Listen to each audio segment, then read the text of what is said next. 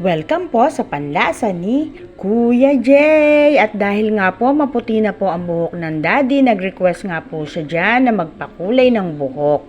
At syempre nga po ang napili niyang kulay dyan ay yung itim. At ayan nga po, nakulayan na nga po natin ng daddy dyan. At ayan na nga po ang bagong hairdo ng daddy ngayon. Siyempre nga po, ayan o, itim na itim nga po ang buhok ng daddy ngayon dyan. Dahil nga po ngayon ay follow-up check-up ng daddy. Kaya nga po, ayan nga po, pasakay na po kami dyan ng tricycle. At ayan po, siyempre po kasama natin dyan si Kuya Jay. Hapon nga po ang pinili naming check-up dahil nga po para hindi po masyadong mainit. At ayan nga po, nadatnan din po kami ng medyo traffic.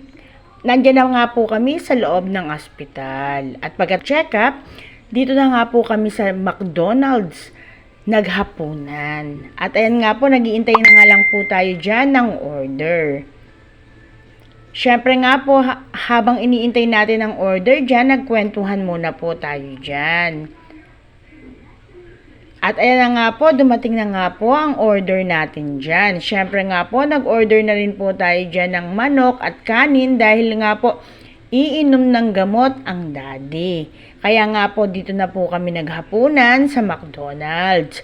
At siyempre nga po, enjoy nga po kami dyan na kumain. Pagkatapos po namin kumain, nag-request po ang daddy na pumunta nga po kami ng palengke.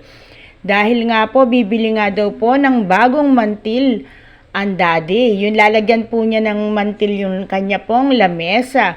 Dahil nga daw po magpapasko, kaya nga po bibilhan nga po niya ng bagong mantil ang kanyang lamesa.